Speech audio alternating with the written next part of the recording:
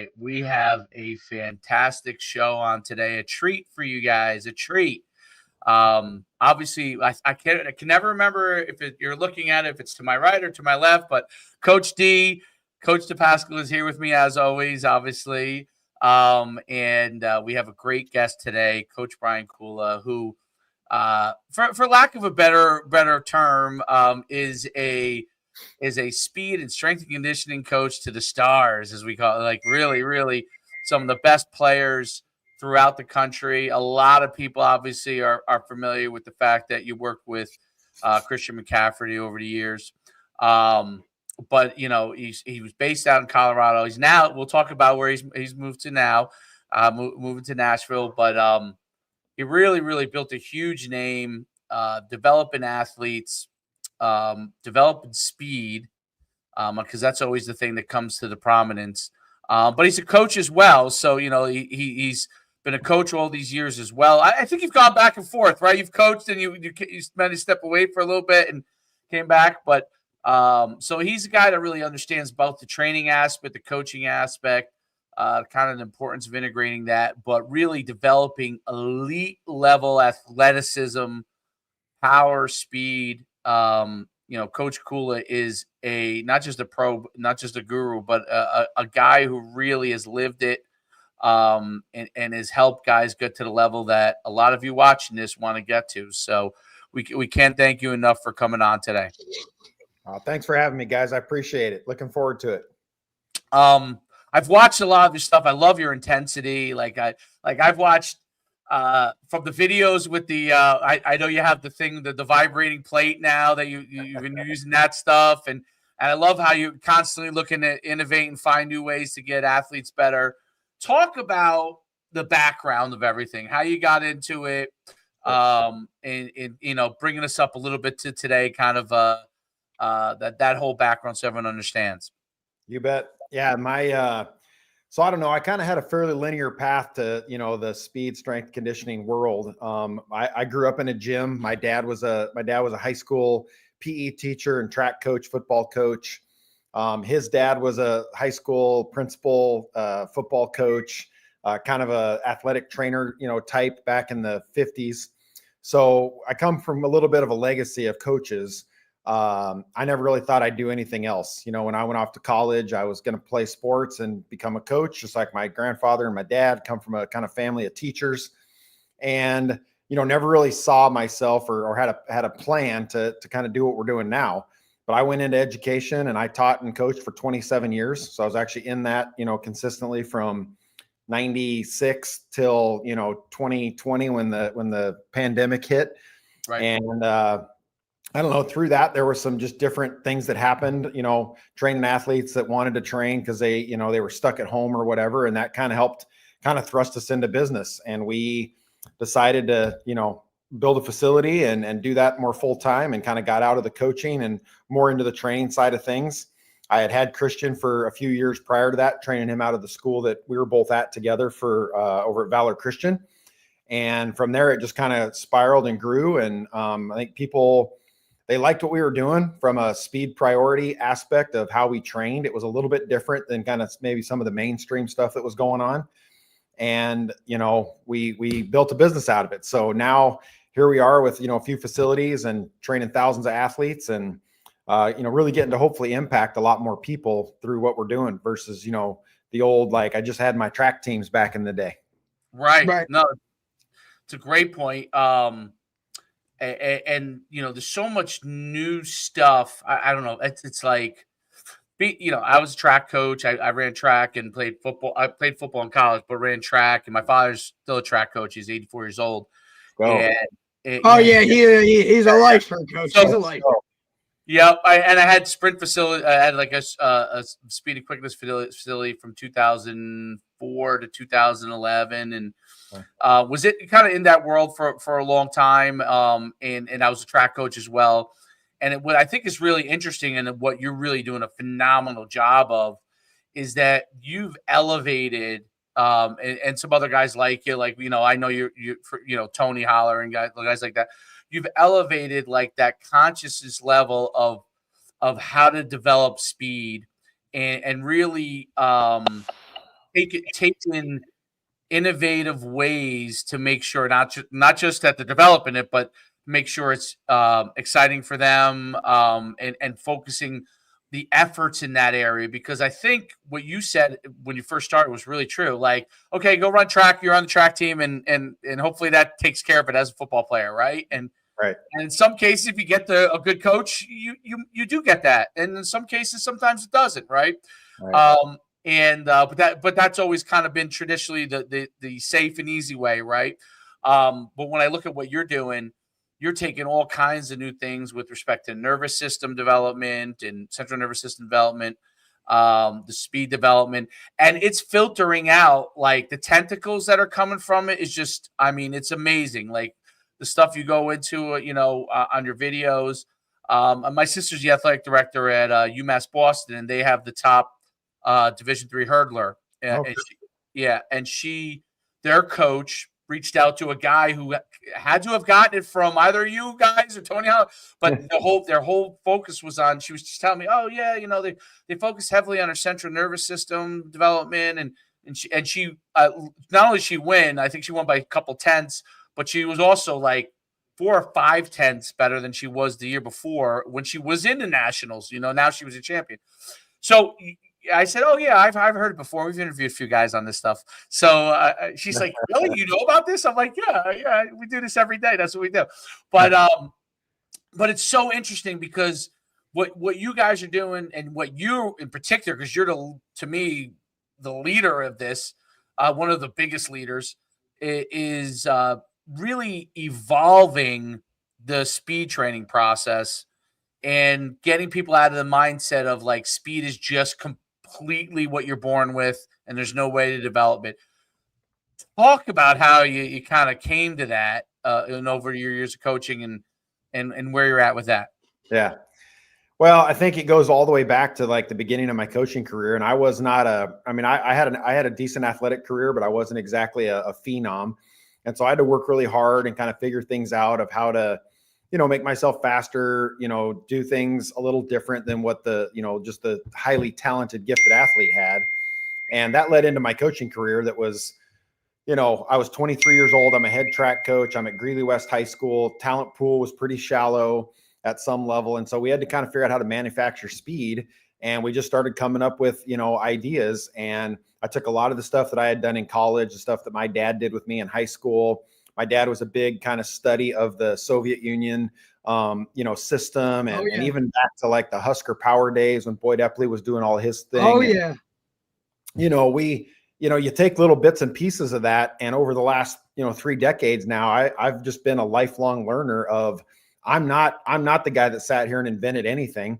I have picked the brains of some of the best minds in the business, Les Spellman and Dan Paff. And, there's just some of these people that I've been very fortunate enough to kind of cross paths with. And then you have to be humble enough to ask, for some help, or, ask what they're doing, and then take that and see how it fits into what, your environment is. And I think just over the years, we stumbled into some pretty good, some pretty cool systems and some pretty cool protocols. And then you have a little success, and, obviously then you got to get some good athletes. And when, a McCaffrey calls you, or Saquon, or those guys, then obviously you have a much bigger platform to be able to, tell people that, hey, even at the highest level, people still need development, and with the young athletes, that you're not destined to be slow. Speed's actually a skill that can be learned just like anything else. And it does take, more than just lifting weights or more than just sprinting. There's a lot of things that go into it. And so once you've kind of figured out and picked the brains of all these, fabulous minds that are out there, then you start to kind of come up with what's your system. And I think that's the biggest thing, is just being open to different ideas, is kind of what helped me get to where I'm at. I'm still, to this day, I'm still learning. I've got to meet some, really high-end trainers in the last even 6 months, where I'm starting to formulate some new and different ideas. And I think that's healthy, right? Just to always be in a growth mindset. How does, and this is, I guess, a parent question too, right? There's a lot more speed, quote unquote, coaches out there and strength conditioning coaches out there. How does a parent decipher between a guy that really knows what he's talking about, like yourself, and versus someone who just goes in there and they're just, putting them through drills with no emphasis on anything. Sure. How do they do it? Because now there are, I won't name places, but there are chains everywhere, a lot of places. Some of them, some of them are good, some of them aren't. Some of it has to do with the individual trainer that might work at that place too, right? Like it could literally be like, this guy's really good, even though the place is okay, right? Sure. Because he understands these things. How do you, like, if someone's trying to judge it? Because this is the thing that I think a lot of parents don't understand. And Derek, you correct me if I'm wrong, because Derek's, deals with high school kids all the time. They don't always know, like, okay, this is going to help me develop over the long term speed wise, and this guy's just beating me up. You know what I mean? Like, how do you help them decipher the difference? Yeah. I mean, I don't know if we're out there trying to help them decipher. I think we try to do it really well. Obviously, the internet access to information has made everybody a strength conditioning coach or everybody a speed coach. And that's a bad thing, right? It's like a good thing. But I think, I think the major differentiator is two things. I think it's the art of coaching and it's the coach's eye. And so, we all have information of, we're all going to lift weights. We're all going to do plyometrics. We're all going to do speed drills. We're all going to do fly 10s. We're going to do, most of us are doing the same thing. I think the differentiator is, do you have the coach's eye to see what an athlete's doing and be able to make real-time corrections to really move the needle, not just what you've seen and you're trying to figure out what you're trying to tell the athlete to do, but to truly understand, when you're talking about force production, pushing through the foot, getting transferred to the big toe through some rotational power, like those things are not easy to see. I mean, we have a lot of young coaches that even come into our, into our system, and, they might know 90% and be as good as most people out there, but they're missing that 10% of being able to see exactly what, you can do to move the needle. And then the other piece is just the art of coaching, which is relational. How good are you with kids? Do they know that you love them? Do they, are they happy to see you? Are they enjoying what they're doing? I mean, Tony Holler, I think, has the quote, or he has it in his 10 principles of kids that are, obsessed with something that, that they love what they're doing.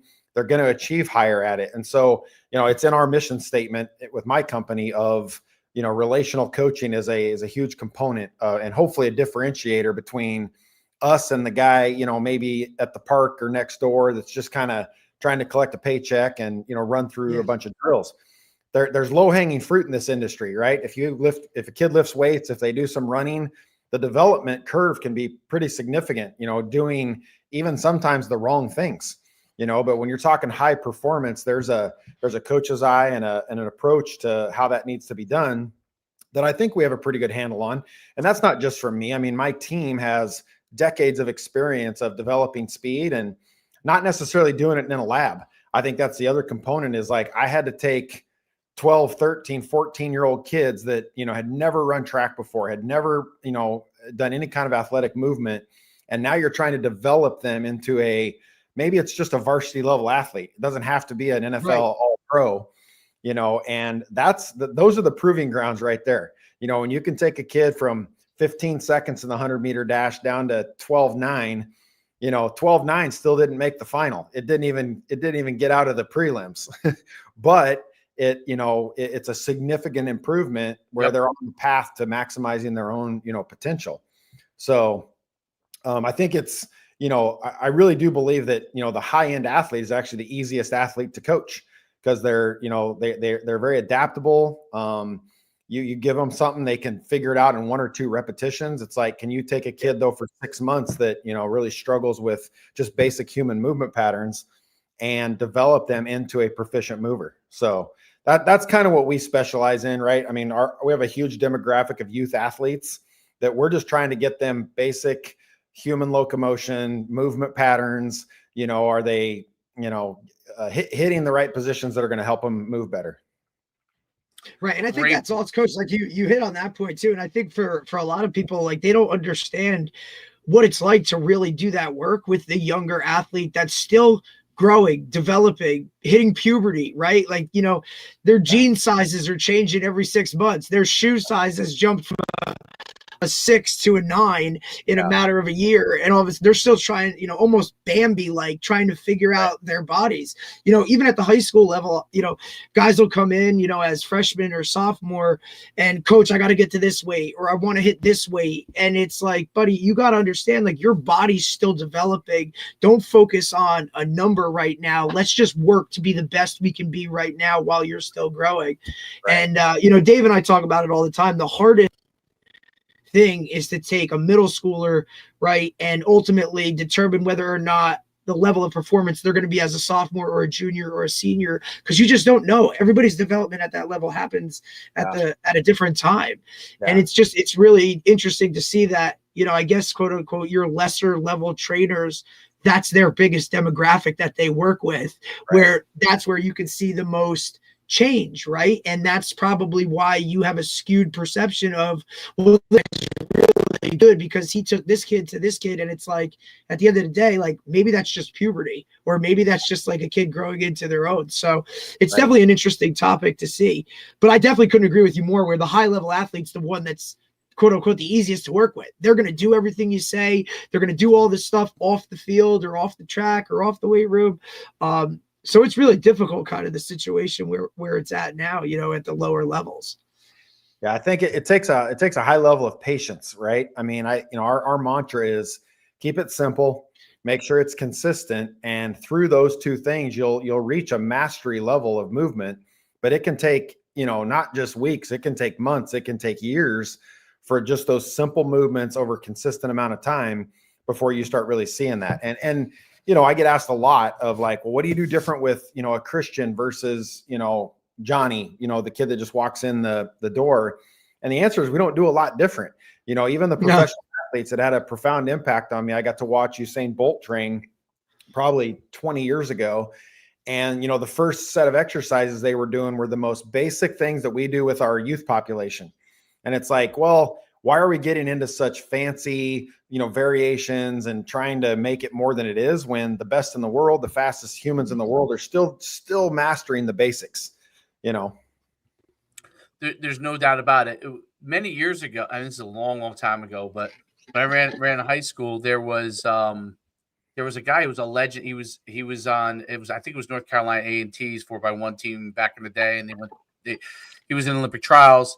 His name is Terry Amos. I don't even know if he's still alive anymore, but he was from Bern County, where I was from, and he was a legendary track coach. And one of the things that he used to always have all these great sprinters, and he was from an area where they had a lot of good athletes that could run too. But he was always year after year after year, and one of the things he always used to say, you know, in order to get fast, you got to sprint, and it was simple. It was like, you know, because if you remember, like a lot of track coaches, and we talked about this with Tony, like they'll like go take a lap, you know what I mean? And Terry, back in this is the early 90s, I remember him saying this, and my father's been track coach forever, and he told me that it took him a long time to just hear what Terry was saying, even though he was winning. If I was winning championship after championship, it took him until he was in his 60s to really understand, hey man, they got to sprint fast, you know, and rest. And that was a big thing. And that's when he started to really get himself to get more elite sprinters. And, but it's interesting because the information hasn't been passed along the way that you guys are passing it along. Yeah. And I think that's really what's different. Like stuff was passed between coaches. And if a coach got it, you know, you'd be like, wow, how is he churning out all these great sprinters? Oh, they must be from an area that has a lot of great sprinters. And yes, that's probably partially true. Sure. But consistency obviously tells you that it's more than that, right? What is it about the information that you now know, and maybe talk a little about the central nervous system stuff, that you're able to really consistently teach speed development and have those drills that seem to have an impact on long-term speed development? Yeah. I mean, I think for me, I have the really good fortune of having done it for 3 decades. And for probably a decade, I did it wrong, you know, or I didn't do it well. and which can be the best teacher of anything, is to fail and do things that aren't,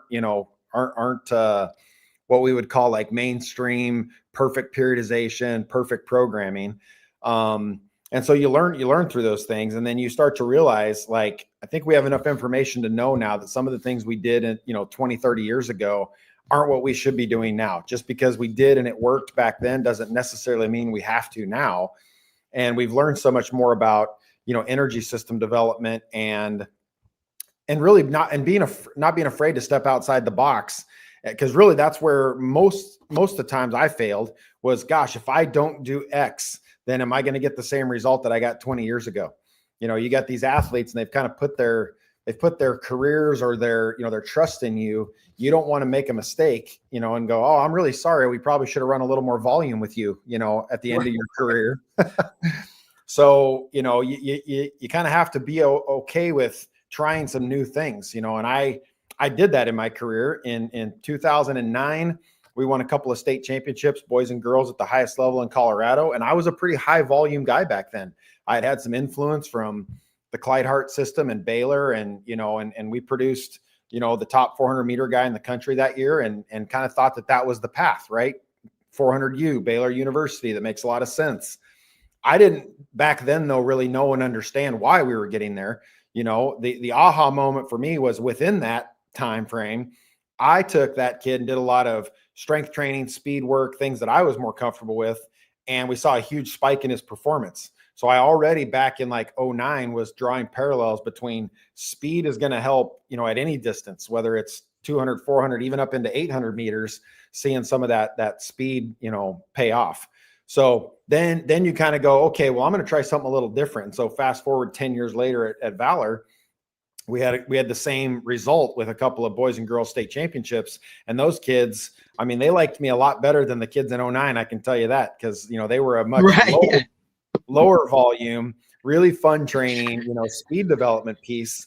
And we far exceeded the performances from 2009, got similar results. I guess my point is that there's different ways to skin a cat, and you're going to, you can get to a place, doing it differently.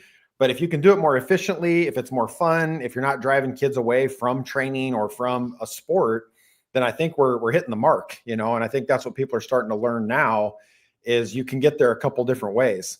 And everybody's got their different opinions of what moves the needle the most, what you should do. And I'm probably more of a guy that falls in the middle, that likes to take, call it the Tony Holler approach to, very low volume, micro dosing.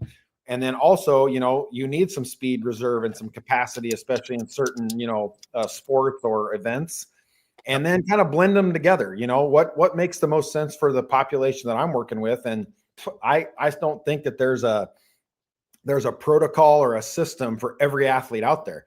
I think everybody's a little bit different, and you got to hope as a coach that you have enough experience and knowledge in each of those areas to be able to, inject a little more here, a little less there, and identify if an athlete, is lacking in strength because they don't accelerate well, or, they need more frequency work because their top end isn't great. And so you're going to dive more into neural training and central nervous system development. So, I mean, it's a lot, right? One podcast is never enough to go over all the things that go into training. It's really pretty simple for me. What is an athlete? What do they need to be able to do? So what stimulus do we need to give them so that they have adaptation that gives them an output in their sport that, that they need? If it's strength, if it's speed, if it's acceleration, if it's, power development, there's a lot of different components. And it's like, I've always said that training's like making chili. Every trainer out there makes chili. We all make it, but some people use beans, some people use meat, some people use this much garlic or that much salt, and how much you put in of each kind of makes it your own, your own version of your chili. But we're all still cooking chili at the end of the day. And so, there's guys out there that do it better than I do. And you just have to try to learn from that and try different things. And you'll find that some things work and some things don't, and not being so, I guess, stubborn to think that, no, we always do this, and so I'm doing it no matter what. That's, I think, where, maybe you get yourself in trouble. I'll tell you, I think your point, it's really the individualization of development. And that's obviously more and more become an important thing. Like I think every athlete definitely needs different things. And then obviously there are certain core things that they could probably all do. And then there are certain things that are help this person versus that person more, depending on where they are, right? Where they are is a big part of that. One of the interesting when I think it was when I was 26 years old. I played football in college, but then I was in high school as a decathlete and a high hurdler, and I wanted to try the decathlon again. And so I trained for about like 6 months in a year. I got up to like 6,500 points in a year, but I was starting to my football injuries were starting to have an effect. But I radically improved. Okay, and I trained mostly on my own. And I was trying to figure out how am I going to run the 1500 well without sacrificing speed, right? Sacrificing speed at 100. The whole entire decathlon is basically a sprinter's event, including the shot put and all that stuff. Okay, it's all explosion and speed, and then you have the 1500, and I read, believe it or not, Bruce Jenner's book from it was like from the 1970s, and in his book, his coach talked about how they trained for the mile. And originally they talked about how they were putting in miles and it was costing them speed and they figured out this thing where they ran the 800 and they gave him I think it was like a 60-second break. Then he would run a 400 as fast as he could, 60-second break, and then a 300 60-second break, right? And they did that, tried to do that once a week or once every couple of weeks to try and give them some level because they didn't want to sacrifice speed. That's right. And it resulted in him running this phenomenal 1500. Yeah. Now, obviously, I was shocked when I did it that I was able to even run the 1500 because there was no distance work involved. And growing up, you like even as a sprinter, we were running distance. Like we'd on our off days we go run distance, right? Yeah. And what I realized was, wow, it can be done this way. And now, listen, are you going to be a world-class miler that way? No, because there are other components to it.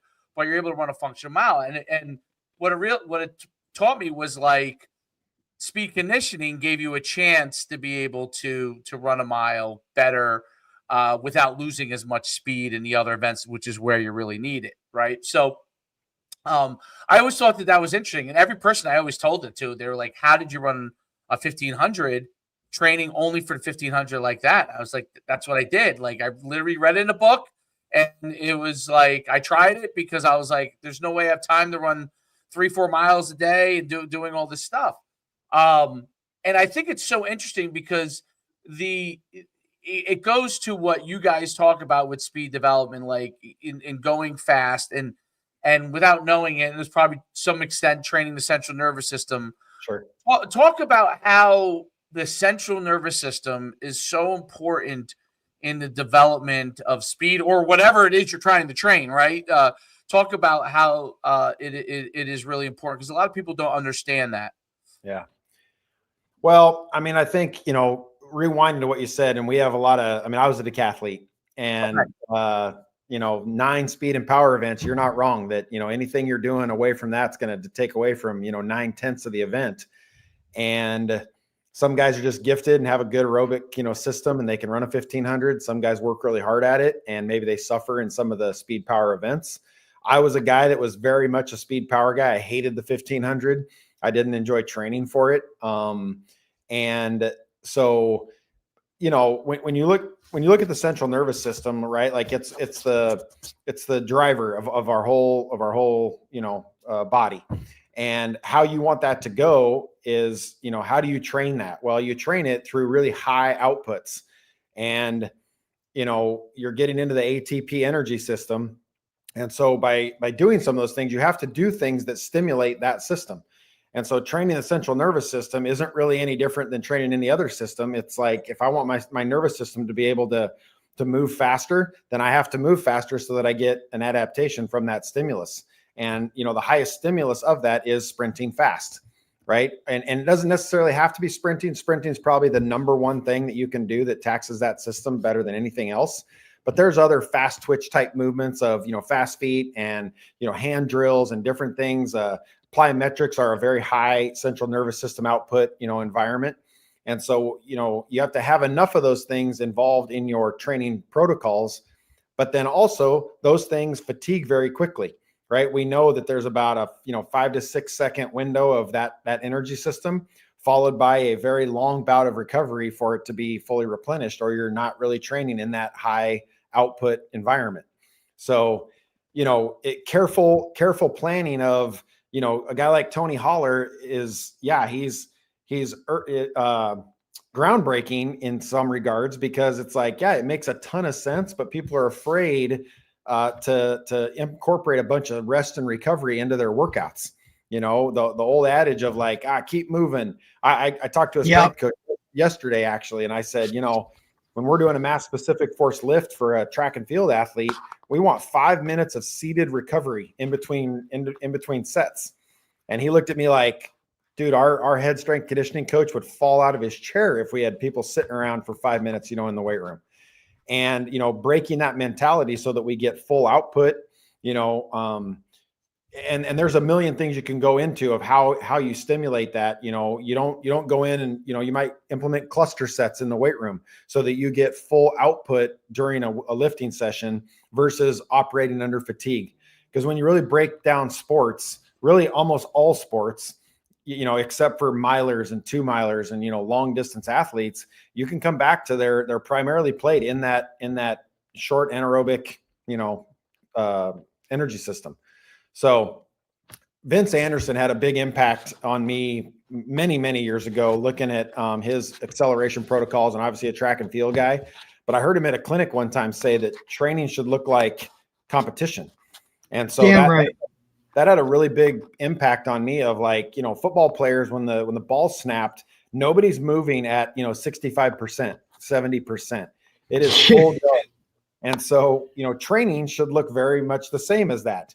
And then you prescribe the proper amount of rest.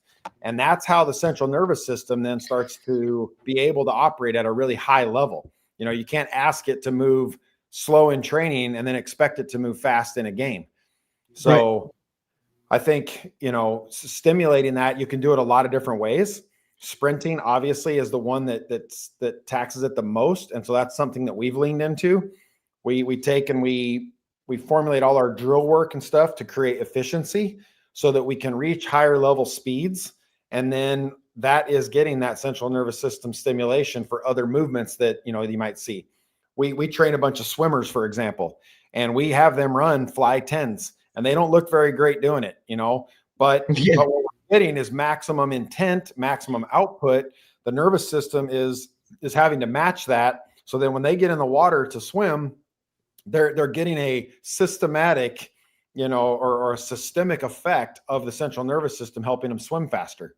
So, and it's really hard for coaches to draw that parallel, 1-to-1. We just know, probably again, because of the gift of 3 years or 3 decades of doing that we see athletes get better, when we do that with them.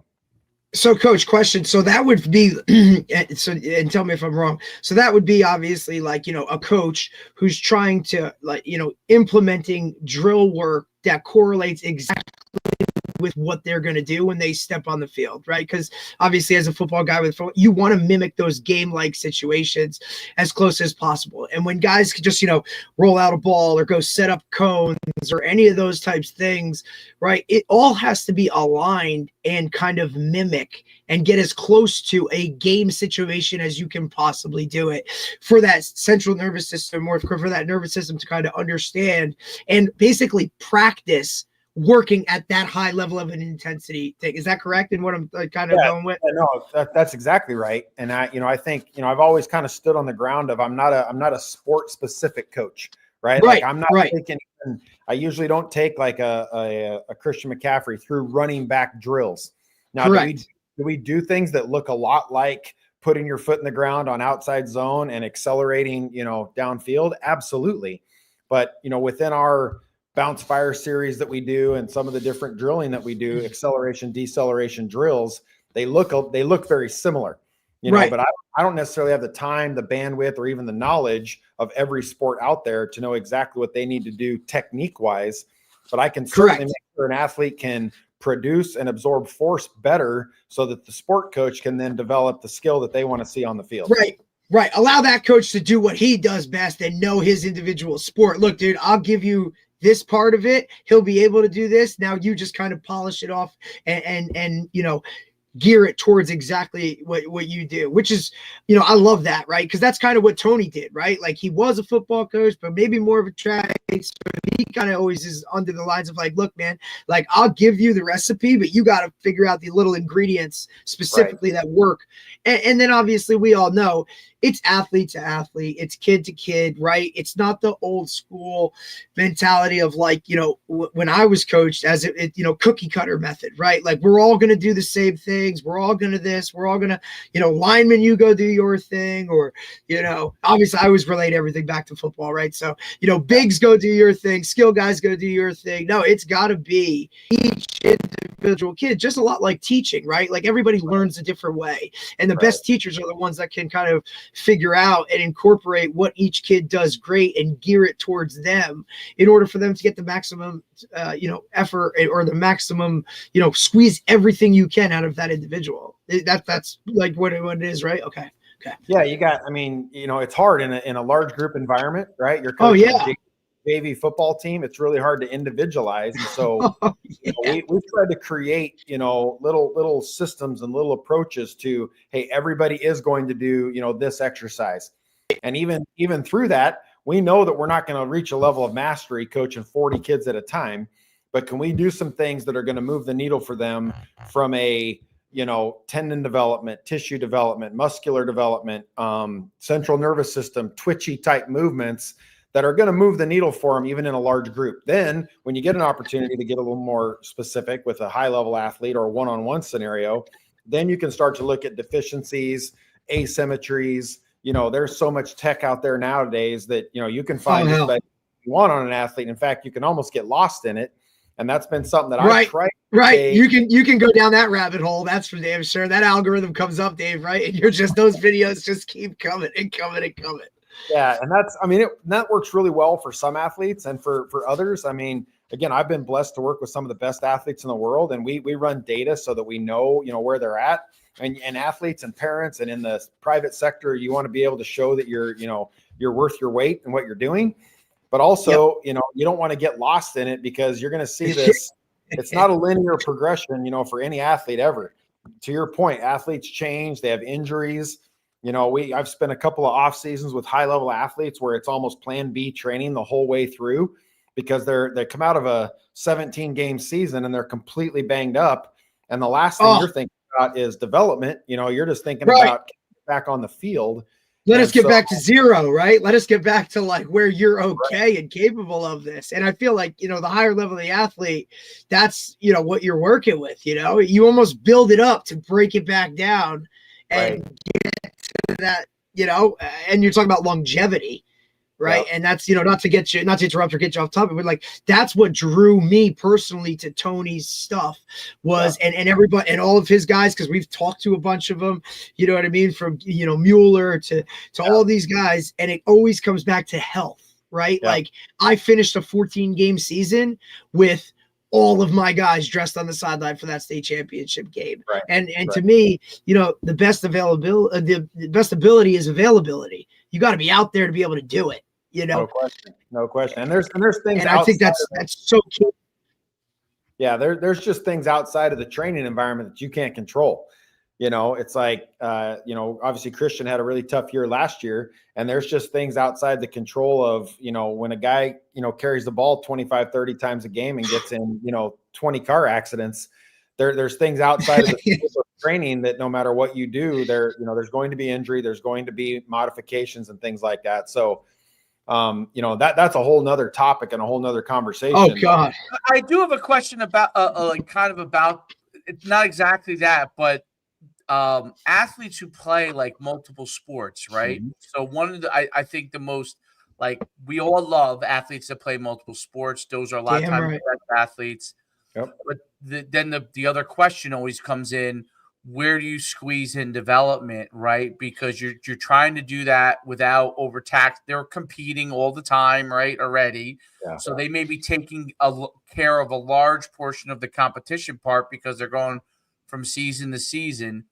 How do they then squeeze the development side? And I think I kind of understand. Obviously, lifting, I can get that part, but because that's kind of a much more building up. But the speed and the explosion part, where you're trying to ride that balance, how do you like prescribe people working that part out? Yeah.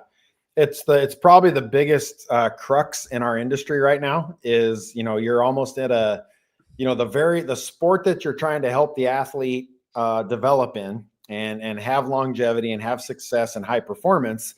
You're almost fighting with them for time for the athlete, right? Because it's at the end of the day, there's money involved in youth sports. There's all the things. And so, they're always being asked to do more and more and more. And this skill development and this, session with this private coach who specializes in, triple option drill work or, whatever it is, fill in the blank, Right. Which is all probably really valuable stuff. But then a kid only has so many hours in a week, to do those things. Right. And what I've told some athletes even recently about is kind of a concept of outputs. An athlete only has so many outputs to give, especially at a high level. Some athletes have really high outputs. They can be 100-mile runners and they can go out and run 30 miles a day, whatever. They have a lot of those outputs, but those outputs are very, very low, low frequency. They're low output. And so to have a high performing athlete that can't do that, now you're fighting against that fatigue, injury. Every time they're on the floor, they're going to be exposed to different things or the court or field that could possibly take them out of their sport or out of training altogether. So it is a rub. It's you want them involved in those things, but I think that, especially the youth population, that age 10 to 14, if there was a movement of less competition, more development, and I'm not even just talking about my arena of, human performance. I'm talking just about like skill development, because the money, the fun, attraction is in the game, right? It's going to tournaments, it's playing 3 games a weekend, it's all those things, and those are all good things. And I'm certain that has to exist at some level for recruiting, for the skill acquisition in a game, right? If you're only a skill guy but you can't put it into a game, then you're no good. So I get that there has to be that, but there should be a little bit more of a balance, so that I think, our athletes developing at such a high rate in their sport that then they reach a ceiling too early because they miss some of the athletic development that they might need later on. And our deal is to, like, we want to do what's best for the athlete. For us, it'd be great for us to have an athlete train 5 days a week where we implement mobility and recovery, and, we can separate out their acceleration from their max velocity and change the direction and have this, awesome. Oh yeah, that'd be a perfect storm. Yeah. But we're never going to get that, right? We're lucky to get a kid 1 day, maybe 2 days a week. So we got to figure out what we can do, the best we can do in that day, to stimulate central nervous system, hit the things that they're not hitting elsewhere. And so, for us, weight room is always a part of what we do in strength development, but it's also something we know that everybody else is doing a lot of, right? Yes. We know a high school football kid is probably in the weight room 4 days a week with their coach. So if we're going to default to something, we're going to default to more efficiency and sprint mechanics and high speed outputs, not really necessarily worry about 3x10 squats. I think right. Cause that's getting taken care of by their coach at home. Right. And that's like an overall assumption too. You know what I mean? Like, and I tell my guys too, let's be on the same page. If you're going to go and do extra training or do all that it seems like a lot of these guys feel like they need at this point, like, well, let's have an open communication. Like, you've done this Monday through Thursday, you're going there on Saturday morning. Make sure you tell him, hey, I've done this week. And then you're hoping that guy ultimately looks at it and says, all right, I want what's best for this kid. I can now implement this. You're really hoping that he's not saying, your coach doesn't know shit. Like, he needs to be doing this. So we're going to do this. It's like, all right, well, but we understand that it's a business at the end of the day with that too. Do you tell the kid, hey man, Dave, we were just having this conversation this morning. At what point does that one-on-one trainer now transition from, okay, this is a business and I need him to book 30 more sessions? Or is it, all right, bud, like you can now move to this phase or do this? And I understand both sides of the coin, so it's really tough business. It's tough in business because you want to have, you got to have, turnstile going. You want to have kids coming through the door, but sometimes the best training for a kid is to not train. They need a day off. They need a day to go, it affects them physically. It affects them mentally. They're just drowning in, stimulus coming at them from, especially a multi-sport kid. And I'm a big multi-sport guy. Don't get me wrong. But and especially that age, 10 to 14, you got, now all of a sudden, you got all that other stuff going on in there, whether it be puberty, hormones, how about school, everybody? Like, we got to think about that too for a lot of the day. Dave and I have that conversation all the time. These guys are sitting in a chair from, 8 to 3 every single day. Like, what is that happening? So there's a lot to it. Right. Yeah. I mean, could you imagine being a football, basketball, baseball kid nowadays at age 12? Like, good luck. No. Every one of those sports has a specialization coach and a club team but then yet they all do see value in sports performance. They want that, but some of them can't even figure out where to put it in because they've overscheduled with all the different things and the tournaments, the out-of-state trips, like all the things that are fun for kids. I mean, I had my kids in them. I did them, I'm not saying that they're bad at all, but it does create a tough deal. And when you don't have like a community or a collaborative approach with the club teams, with the coaches, it just makes it hard. And this is an industry where, that guy doesn't know what he's doing. That guy, it's terrible, right? I mean, Les Spellman and I spent a little time together this winter and talked about that, of just having a community of people that are helping each other ultimately to help the athlete. That's at the end of the day, what's the most important thing, and I wish that money and, revenue and all that stuff never had anything to do with it, because it'd be a heck of a lot easier, because all we really want to do is pour in and help kids. So absolutely. You don't want to overwhelm them with 9,000 practices of this. And then I think it is, you're dead on. And it's like, there is no communication between, especially at the high school, even in high school, right. Even now, they're in high school. Like, if you're a football player, the basketball coach, if you do both, like the basketball guy wants you, Hey, you got to be doing summer league. Hey, which workout am I following? Am I following the basketball workout? This one's on the board? I'm supposed to do this. I got to practice. My club coach is telling me I got to be at practice. You got to have an evolved thinker to really get them to all work together, which is hard to do. Well, and typically what we see and what we've tried to do is we try to be very efficient with our training, right? I mean, if we get 30 minutes of movement speed work in and 30 minutes of power development in, even one time a week, we're gonna help that athlete quite a bit. But sport coaches sometimes aren't the most efficient, and so they think that more time equals success. And if they could just be a little more efficient with their practice, with their time, with their development, then they might have an extra day for what we're doing. That is now, Coach. Do you think, Dave? Hold on a second. So that's a really important thing. So I think I might have mentioned this to Derek. I'm not sure if I did or didn't, but I was thinking, because my son's 9 years old, and like he's actually hurt now because he was doing too many things and he was growing really fast. Like, and literally that's what happened. A storm of things, those things happening at the same time. He's 5 feet. He's 9 years old, and he just grew and gained 25 pounds out of nowhere, and he's lean. So like, it's like, I was doing multiple sports, all this stuff. One of the things I may have mentioned to Derek, but I may have mentioned to somebody else. And I was thinking, like, when you go to a speeding conditioning coach, instead of, everybody always wants to make it an hour, right? Because it's more for the parent than it is for the athlete they're training, right? An hour, a parent pays X amount of dollars, they're worried about, like, my whole thing is like, probably shouldn't be more than 25 minutes for most of those kids, because the truth is, like, they're already playing multiple sports, and in 20 minutes they can get through something like the atomic warm up and some base strength training things. And it's funny because I made the mistake. This is me admitting it. I made the mistake of, while my kid was playing multiple sports, his team was going to go. I was going to have. I'm the one that set it up. Was going to train at a facility. Okay, his team was going, and of course he wanted to go because his kids were teammates were going.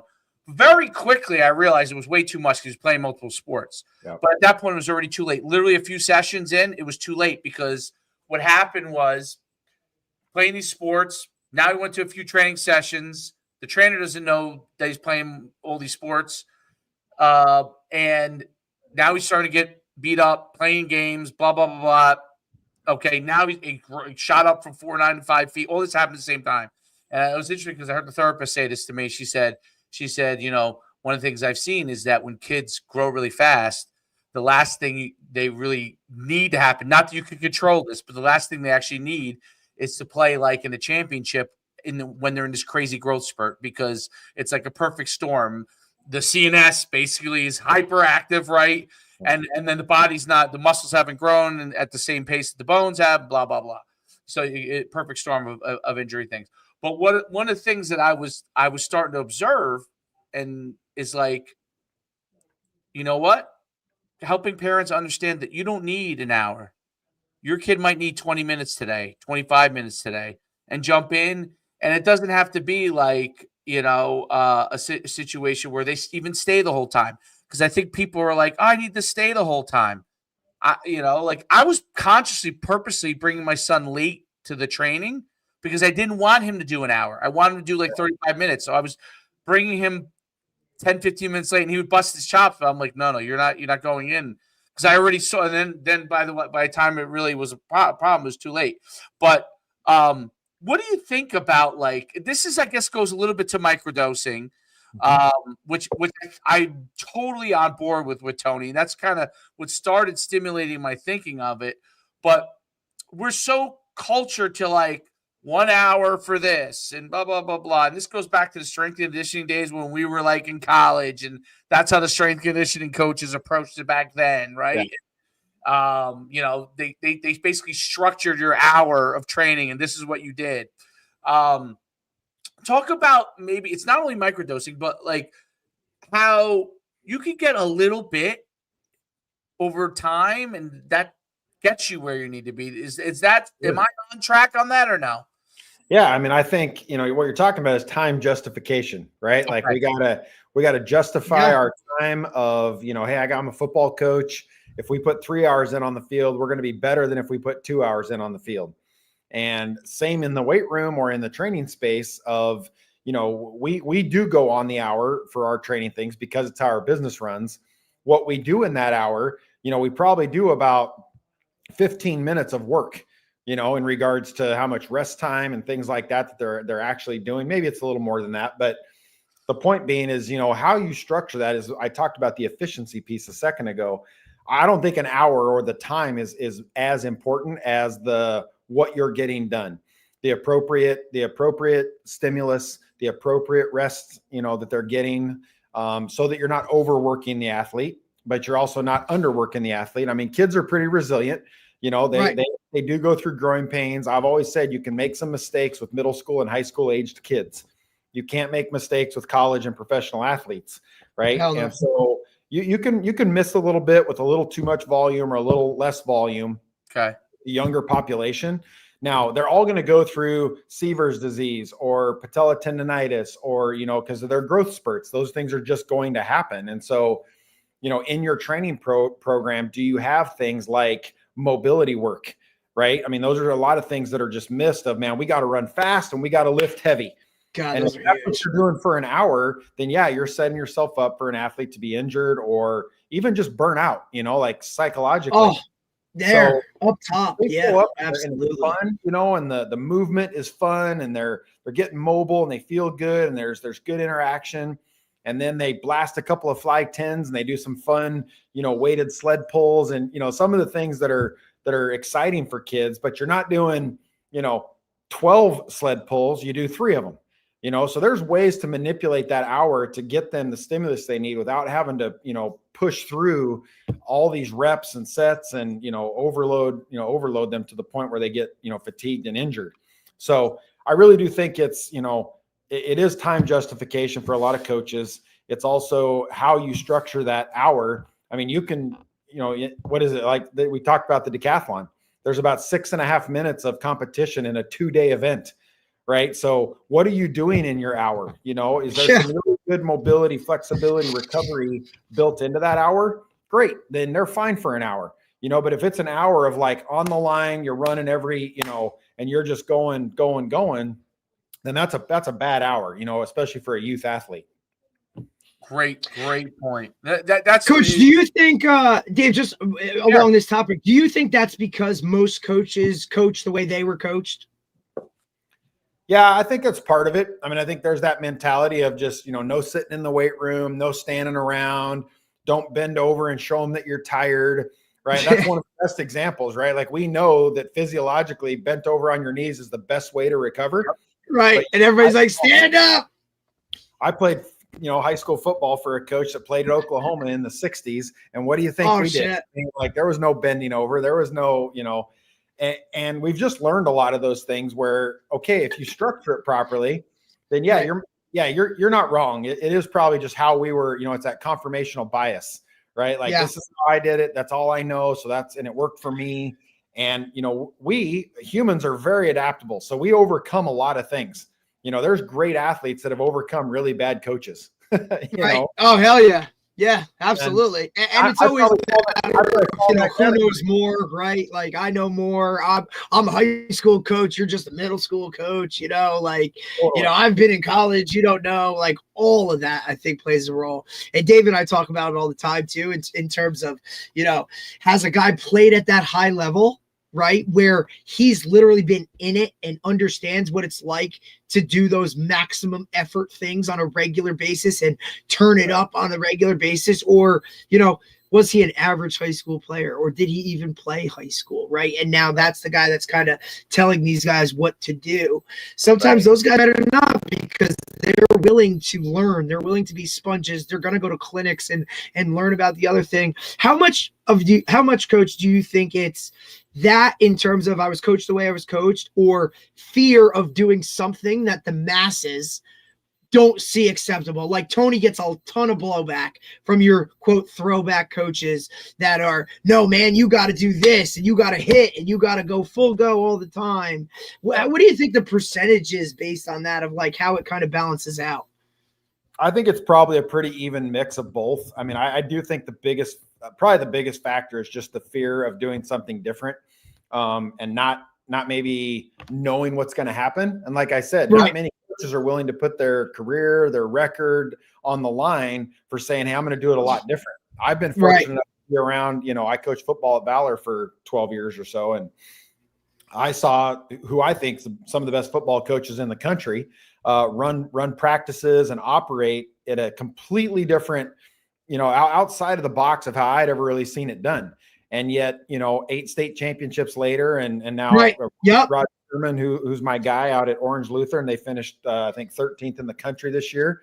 And his practices are completely different than how I would have thought they should be done from a guy who grew up in a football family, you know? Right. And so, yeah, I think there's a fear there. There's a, you know, what's everybody else doing? If we don't get all the work done, are we going to be okay? You know, do we need to run that play 17 more times, or are we okay to move on and learn from it later?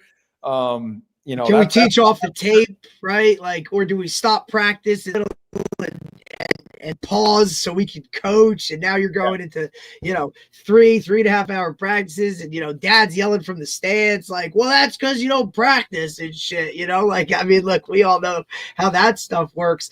But I really think, you know, like you said, it comes back to almost the justification, right? Everybody's trying to justify their way works. And it's hard because, like you said, there's a million ways to do something, and you can have success doing it every single way. you know. Sure. And I don't like to be the guy that, poo-poos on, guys that still love to operate on 3-hour practices or higher volume, or, there's track coaches out there that still run the dog tar out of kids, and they have a lot of success. And so there are different ways to skin the cat. I've even been one of those coaches that has changed systems over the years. And so I don't like to judge what somebody else is doing because I'm not in their shoes every day. I don't know exactly what they're dealing with. I don't know how they interact with their athletes. All those things. For me, as a training system approach, I just try to be sound in what I think an athlete needs from and I try not to go down too many rabbit holes because there's a lot of different things out there nowadays that you can look into and see. And, I go, hey, this seems to make a lot of sense. That's going to move the needle for us. So let's implement that into our system. And if we do that, then we believe in it, pretty steadfastly that's going to help an athlete, because we're not just going to do something just to do something. Does that make sense? Right. Yeah, 100%. That's a great point. Go ahead, Dave. I know exactly where you're going to go. I was going to say, it's interesting because when you take the approach to 400-meter training, like Clyde Hart, who produced two Olympic champions, right? Michael Johnson and Jeremy Warner, right? And then you have the Eastern Bloc approach, to which no doubt work. Obviously, probably also was helped by steroids, but there's. Well, it's kind of, the sad part about the Eastern Bloc thing is it'd be much more widely looked at if it wasn't for the fact that it was like muddied with steroids, because I see all kinds of great old videos of some of the training things. And I'm like, I absolutely would like these things, like the gymnastics approach and development of a lot of things. And then same thing with like Charlie Francis, right? When Charlie Francis was teaching me, like he had some phenomenal things, right? Just accelerated the process by using, performance enhancing drugs. And that's always kind of a difficult thing at the highest level of sports, right? But there are multiple different approaches that got world champions, right? Carl Lewis and Tom Tellez, who, what they were doing, and the prototypical sprinter, which was Carl Lewis, which then also became Usain Bolt, right? And you see the number of tremendous track times that came out of those guys. But that wouldn't have worked for Tyson Gay, right? Who was 5'8". So that exact approach that worked for Usain Bolt and for Carl Lewis and very tall, big sprinters, Leroy Burrell, but not for Tyson Gay or maybe Noah Lyles, right? Who's not quite as not as big and as powerful naturally. I mean, you're not going to get any more prototypical than Usain Bolt, right? As far as like, if you could put every package of what you would want in a sprinter, you would say, oh my God, this is exactly it, right? 6'4", 200 pounds, and could start and could actually get out, right? Like, which most guys at 6'4", 200 pounds can't even do. So cautioning any young trainers or coaches to be like, I'm going to do that because it worked for Michael Johnson. Well, right. How many of us have ever worked with a freak like Michael Johnson, right? Like, I'm pretty sure there's a lot of things you could do with those special athletes that are going to appear to work, but not necessarily, a young developing middle school and high school age kid probably needs different things. And so, really finding the different attributes that you want to develop and then microdosing those in at a young age, because you're not training Jeremy Warner, you're not training Usain Bolt, you're not training Christian McCaffrey necessarily. And then, now do they do similar things? Yes. But program to program, is going to be drastically different with a young developing athlete. Saquon and I think that's very radically different. Saquon and Christian must be radically different when you train them, right? Just their body types are so different, Christian and Saquon.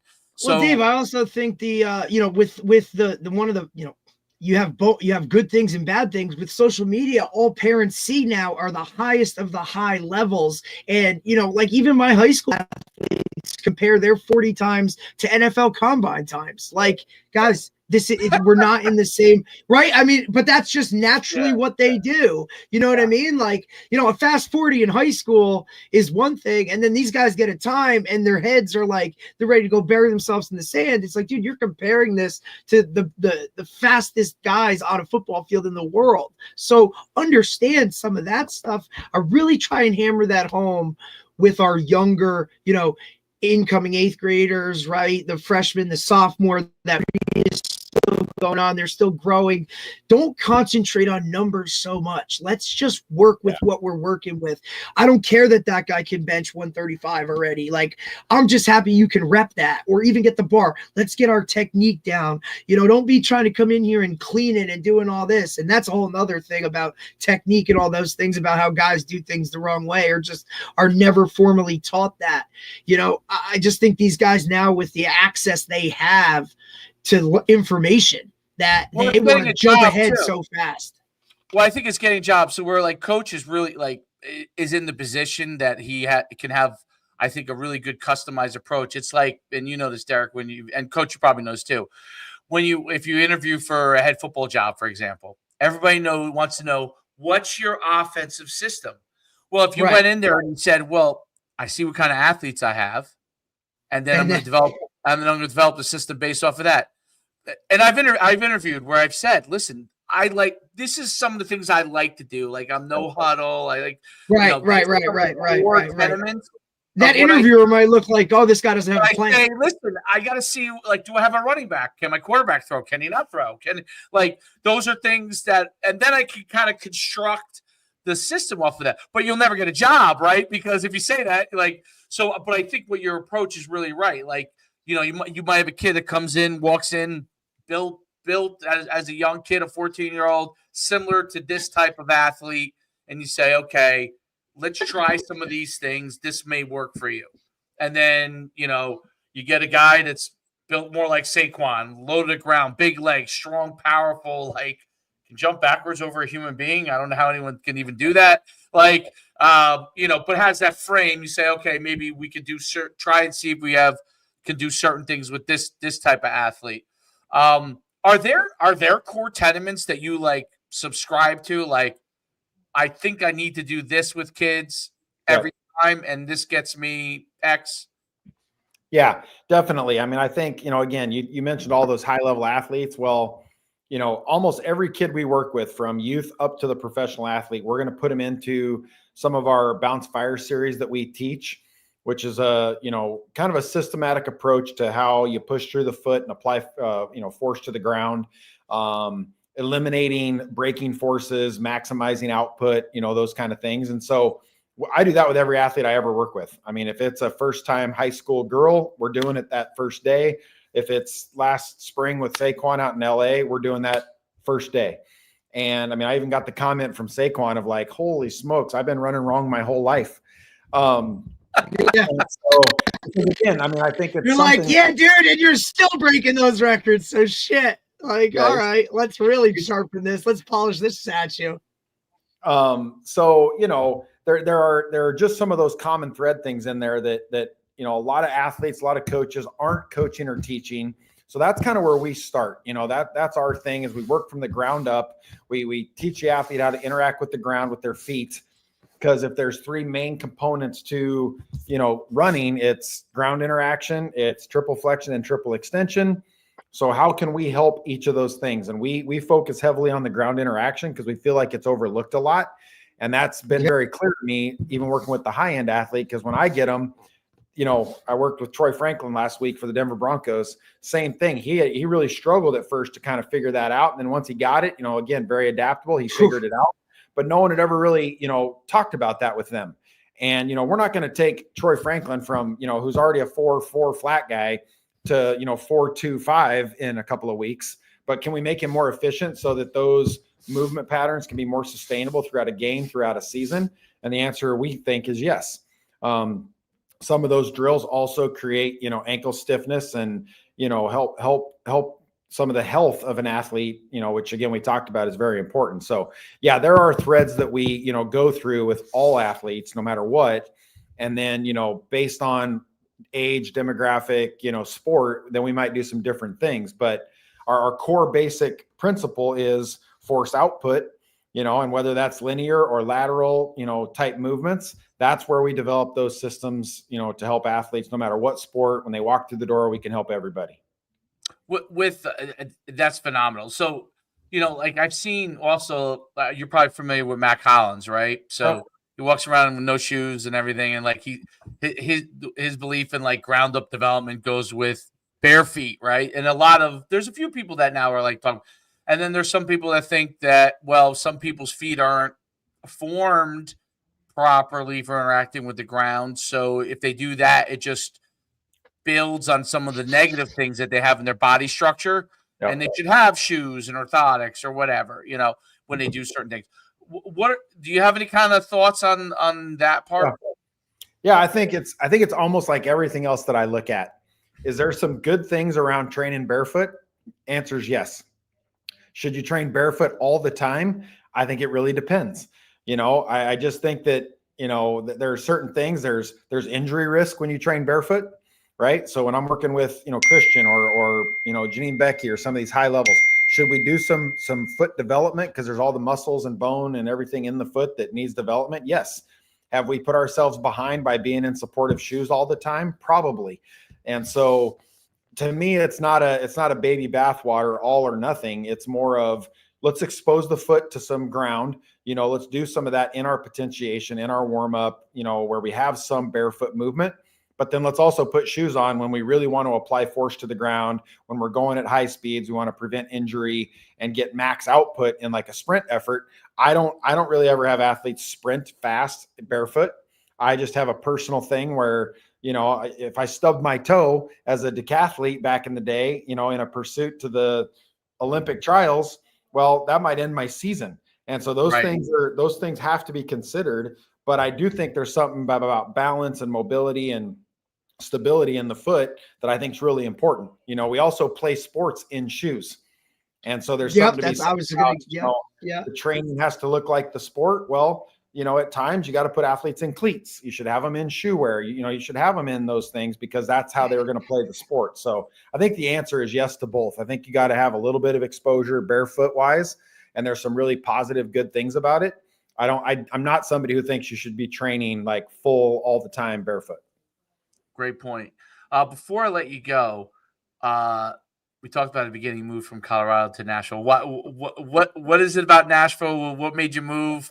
And then we'll let you go. We'll let you jump off. But it was great. And by the way, it's been great having you on. Country music, man. No, I don't know.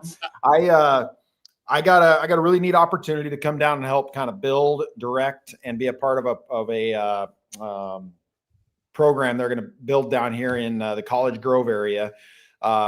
And there's not a lot of details right now. There'll be some stuff coming out about it here soon. Okay. But I kind of got, picked a little bit and vetted to come down and help them build this big, beautiful facility complex.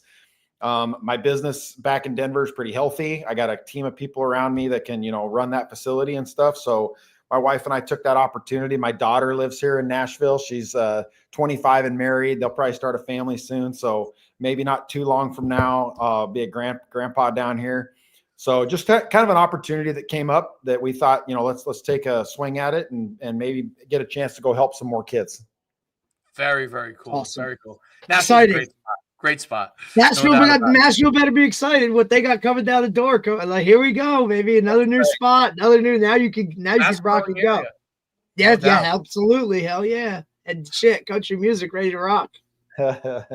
Well, Coach, it's been great having you on. I can't thank you enough. I mean, really, really learned a ton listening to you, your experience. We can't thank you enough for coming on. I appreciate you having me. Thanks, guys. Appreciate you, Coach. Thank you. Go get him. That was phenomenal. Really, really great. Like, I mean, just understanding the thought process on everything. I mean, for especially a guy like him, such a high level, like the thought process. Well, the foundational pieces, right, that are necessary, right, to work with those highest of the high level, but understand that like we're all doing the same shit. Like, you know what I'm saying? Yeah. It has to start with this groundwork, this, you know what I mean? And then to get that feedback and even understand that a guy like Saquon, records all over the place, this, that literally says to a guy like that, like, man, I have been doing shit wrong the entire time, you know, to be like, to understand that. I think that's so cool. To kind of go through that and whatnot. I think it's really awesome. He has an extremely, you know, like down to earth, yet like has the science backing to understand like, hey, this is what it is. And then understand at the end of the day, like I always think the great ones understand that it's still, I can, you know, it's not this way and this is what does it. It's all right, well, here's what's worked with what I've worked with or what I've seen, you know, based off of those types of things. It's a generalization, it's not a specialization. No doubt. When are we on next?